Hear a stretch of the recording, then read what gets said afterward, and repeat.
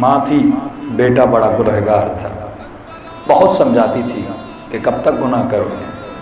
ماں کے اوپر سکرات کا وقت آیا، بیٹے سے کہا کہ میری ایک وصیت پہ عمل کرنا۔ کہ اماں جو کہو گی کروں گا۔ کہ وصیت یہ ہے، گنہگار تو ہو لیکن مجھے تمہاری آخرت کی بڑی پرواہ ہے، ماں ہوں، محبت کرتی ہوں، نہیں چاہتی کہ تمہاری آخرت بھی تباہ ہو جائے، لہذا شاید اس عمل سے تمہاری آخرت بن جائے۔ کہ اماں جو کہو گی کروں گا۔ اب ظاہر ماں مرنے والی، بیٹے کی ماں سے بڑی محبت و پیار تھا۔ کہ بیٹا میری وصیت یہ ہے کہ جہاں سے بھی گزرو، جس جگہ سے بھی گزرو، جب تمہاری نگاہ حسین کے نام پہ پڑے یا علم پہ پڑے، کسی بھی ایسی چیز سے جس کی نسبت آقا حسین سے ہو، تو رک جانا، جھک کے اپنے آقا کو ایک سلام ضرور کر دینا۔ السلام علیکم یا ابا عبداللہ، یا السلام علی الحسین، سلام ضرور کرنا۔ بیٹے نے کہا ماں کچھ بھی ہو جائے یہ ضرور کروں گا۔ ماں مر گئی، دفن کیا، دن گزرتے گئے۔ کہتا ہے میں جہاں سے بھی گزرتا تھا، مثلا نگاہ مولا کے علم پہ پڑی، نگاہ مولا کے نام پہ پڑی، رک جاتا تھا، سواری کو روک لیتا تھا اور سینے پہ ہاتھ رکھ کے ہلکا سا سلام کرتا تھا، السلام علیک یا ابا عبداللہ۔ کئی سالوں پڑھتا، یعنی جہاں جہاں حسین کے نام کو دیکھا وہاں وہاں حسین کو یاد کیا۔ اس کے دوست کہتے ہیں کہ ایکسیڈنٹ میں اس کی موت ہو گئی، دفن کر کے آئے، خواب میں اس کا دوست کہتا ہے میں نے دیکھا کہ ملائک نے میدان برزخ میں اس کو اٹھایا ہے اور اس کے ہاتھوں میں بھی رسیاں، پاؤں میں بھی رسیاں، اور اسے وادی برہوت جہاں پہ گنہگاروں کو عذاب کیا جاتا ہے گھسیٹ گھسیٹ کے اس کو لے جا رہے ہیں۔ کہ اتنے میں نے دیکھا جیسے اس کو لے جا رہے تھے، میدان برزخ میں ایک خیمہ لگا تھا، اس خیمے پہ علم لگا تھا، اس علم پہ لکھا تھا حسین ابن علی کا نام۔ اسی لیے معصوم فرماتے جو عادت دنیا میں ہے وہ عادت وہاں بھی دکھاؤ گے۔ گناہ کی عادت یہاں تو وہاں کو نظر آئے گی، برائی کی عادت یہاں تو وہاں پہ نظر آئے گی، اچھائی کی عادت اگر دنیا میں ہوگی تو عادت وہاں پہ خود کو دکھائے گی۔ اب وہ بندہ جو کئی سالوں اس کی زندگی میں عادت رہی ہو، جب تک حسین کا نام دیکھتا تھا سلام کرتا تھا، اب اس کو لے جا رہے ہیں، ہاتھ باندھے ہوئے، پاؤں بندھے ہوئے ہیں، اس نے جیسے آقا کے نام کو دیکھا، اس نے کہا ملائکو اتنی اجازت دو اپنے آقا کو ایک سلام کرتا۔ عادت ہے، جب بھی دیکھتا ہوں مجھ سے رہا نہیں جا رہا۔ ملائکوں نے کوئی اس کو اتارا، اس کے ہاتھ کھولے، اس نے سینے پہ ہاتھ رکھا اور پڑے۔ اب دیکھیے جو آدمی پھنسا ہوا ہو، درد میں ہو اور پتہ ہو مجھے عذاب کے لیے لے جایا جا رہا، اس کی کیفیت کیا ہوگی؟ اس کیفیت میں اس نے کہا السلام علیکم یا ابا عبداللہ، اے میرے غریب مولا، اس غریب کا سلام آپ قبول کریے۔ کہتا اس نے جیسے سلام کیا تو میں نے دیکھا جس خیمے پہ علم لگا تھا اور مولا کا نام لکھا تھا اس کی طرف اس نے سلام کیا، اچانک اس خیمے کا پردہ ہٹا اور جیسے پردہ ہٹا خیمے سے حسین باہر آیا، جو پوری زندگی حسین کے نام کو سلام کرتا رہا، آج خود حسین سامنے آئے۔ کیا کیفیت ہوگی مومن کی؟ یعنی اتنے سال کے مولانا 20 سال کربلا گیا لیکن کبھی حسین کی زیارت نہیں ہوئی۔ اور سوچو ایک سفر کربلا کا جاؤ اور دیکھو زری سے امام حسین باہر آ رہے ہیں، یہ کیفیت جو مومنین پہ آتی ہے وہ بہت اعلیٰ کیفیت ہوتی ہے۔ زندگی میں پہلی مرتبہ اس نے امام حسین کو دیکھا کہ پردہ ہٹا، امام حسین باہر آئے، فرمایا وعلیک السلام۔ زندگی بھر سلام کرتا رہا لیکن جواب نہ سنا، آج حسین اس کے جواب دے رہے ہیں اور اسے صلہ دے رہے ہیں کہ وعلیک السلام، تجھ پر بھی حسین کا سلام ہو۔ کہ اتنے میں امام حسین کا آگے آ جا، آگے گیا، کہتا ہے بڑی شرمندگی سے آگے گیا۔ امام نے ملائکوں کو کہا اس کا نام اعمال تو دکھاؤ۔ آقا نے نام اعمال دیا اور نام اعمال کو پڑھنے لگے۔ خواب دیکھنے والا کہتا ہے حسین کا سر شرم سے جھک گیا، سامنے ملائک کھڑے ہیں اور یہ اظہار یہ کر رہا ہے کہ میں آپ کا ماننے والا ہوں، کیونکہ امام کو سلام کر رہا ہے۔ اس لیے امام فرماتے قیامت کے دن ہمیں شرمندہ نہ کرنا کہ وہ کہیں اگر ہم نے شراب پی تھی، ہم زانی تھے، ہم گنہگار تھے، ہم رشوت کھاتے تھے، آپ کے لوگوں نے کیا کیا جو آپ کا نام لیتے تھے۔ اسی لیے فرماتے کونوا لنا زینت بننا ہمارے لیے، قیامت کے دن آنا تمہارے چہروں سے نور نکلنا چاہیے۔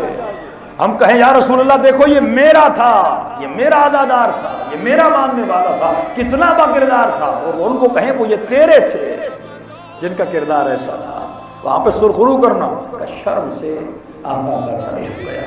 اور امام نے اس کے چہرے کو دیکھا، کہا تو میرا ماننے والا ہے، تیرے نام اعمال میں اتنی برائیاں کیوں ہیں؟ وہ جملہ جو ہر گنہگار کہے گا، دعائے کمیل کا جملہ نا، ظلم تو نفسی۔ اس نے کہا کہ مولا بڑا ظلم کیا اپنے نفس پر، خطا کی۔ اتنا کہہ کے سر کو جھکانے لگا اور رونے لگا۔ اتنا کہنا تھا۔ امام نے پھر کہا کہ نام اعمال مجھے دو۔ اب حسین نے نام اعمال دیا، دیکھا ایک جملہ کا، اللہم اغفرہ بحق حسین ابن علی، اے خدا اسے بخش دے حسین ابن علی کے صدقے میں۔ اتنا کہہ کے نام اعمال ملائکوں کو دیا اور مولا چلے گئے۔ کتنا پریشان تھا، کیا ہوا؟ کہ اتنے میں ملائکوں نے جیسے دیکھا نام اعمال سے برائیاں مٹ چکی تھی اور حسنات آ چکے تھے۔ تبھی فرماتے ہیں جتنا ہمیں یاد کرو گے اتنا ہم تمہیں یاد کریں گے۔ وقت نہیں ہے، انشاءاللہ کل کی مجلس میں تو فرمایا جتنا فذکرونی اذکرکم، جتنا میرا ذکر کرو گے مرنے کے بعد ہم اتنا تمہیں یاد کریں گے۔ کہ ایک شخص تھا، اسے اپنے گھر میں ہر سال امام حسین کی 10 مجلسیں کرواتا تھا، لیکن ایک دفعہ شدید غریب ہو گیا، مال پیسہ ختم ہو گیا۔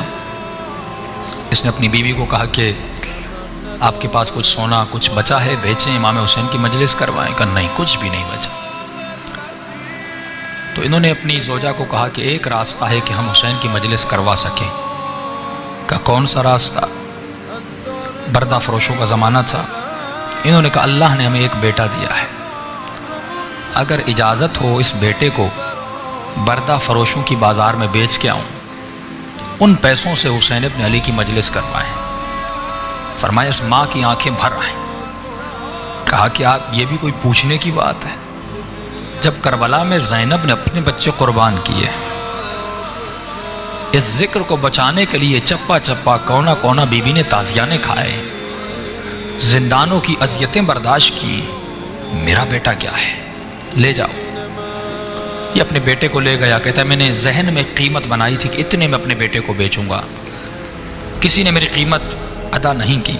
دور سے ایک گھوڑے سوار آ رہا تھا، چہرے پہ نقاب لگا تھا، عربی لباس میں تھا، اس نے میری منہ مانگی قیمت سے بھی زیادہ مجھے پیسے دیے، میرے بیٹے کو لے کے چلا گیا۔ کہ راستے میں جب گھر کی طرف جا رہا تھا، بیٹا یاد آ رہا تھا اور آنکھوں سے آنسو بھی بہہ رہے تھے، لیکن میں اپنے خیال کو کربلا کی طرف لے جا رہا تھا۔ میں نے کہا حسین نے بھی تو علی اکبر قربان کیا تھا، زینب نے بھی تو اون و محمد کو قربان کیا تھا، رباب نے بھی تو علی اصغر کو قربان کیا تھا، میری قربانی کیا ہے؟ میرے بیٹے کے بدن پہ زخم تو نہیں لگیں گے، جیے گا، زندگی کرے گا، لیکن ماں باپ سے دور رہے گا۔ کہتا ہے گھر گیا، امام کی مجلس شروع کروائی، پہلا دن گزرا، دوسرا دن گزرا، تیسرے دن میرے دروازے پہ دستک ہوئی۔ جب میں نے دروازہ کھولا تو میرا نوجوان بیٹا دروازے پہ کھڑا تھا۔ ایک مرتبہ میں نے بیٹے کو سینے سے لگایا، میں نے کہا میرے لال کہیں تم نے اپنے آقا سے خیانت تو نہیں کی؟ میں حسین کی مجلس حلال کی کمائی سے کروانا چاہتا ہوں، حرام کے پیسوں سے نہیں کروانا چاہتا، میرے لال پوری زندگی حلال کے مال سے کروائی، کہیں تو بھاگ کے تو نہیں آیا؟ بیٹے نے کہا نہیں بابا، میں بھی جانتا ہوں آپ نے کس مقصد کے لیے مجلس کروائی ہے، مجھ میں یہ جرت نہیں کہ میں بھاگ کے آ جاؤں۔ کہا پھر یہاں کیسے پہنچے؟ کہا بابا میرے آقا نے مجھے آزاد کر دیا۔ کہا بیٹا کیسے؟ کہا بابا آپ کو یاد ہے جب وہ آئے تھے، نقاب تھا، عربی لباس تھا، جب وہ مجھے گھر میں لے گئے، وہ مجھ سے میری زبان میں ایسے بات کر رہے تھے جیسے ان کی اپنی مادری زبان ہو۔ میں نے کہا آقا آپ ہماری زبان کو اتنا اچھا کیسے جانتے؟ انہوں نے کہا ہم کائنات کی ہر زبان کو بولنا جانتے ہیں۔ کہ بابا 2-3 دن اپنے گھر میں ایسے رکھا جیسے کوئی اپنے بیٹوں کو پالتا ہے، کوئی تکلیف نہیں ملی۔ آج انہوں نے مجھ سے آ کر پوچھا کہ جوان یہ بتا تمہیں اپنے والدین کی یاد آئی ہے؟ میں نے کہا آقا یاد تو آئی ہے، لیکن انہوں نے مجھے بڑے عظیم مقصد کے لیے بیچا ہے، میں واپس نہیں جاؤں گا۔ انہوں نے کہا میرے لال مجھے پتا ہے بیٹوں کی دوری کا درد کیا ہوتا ہے،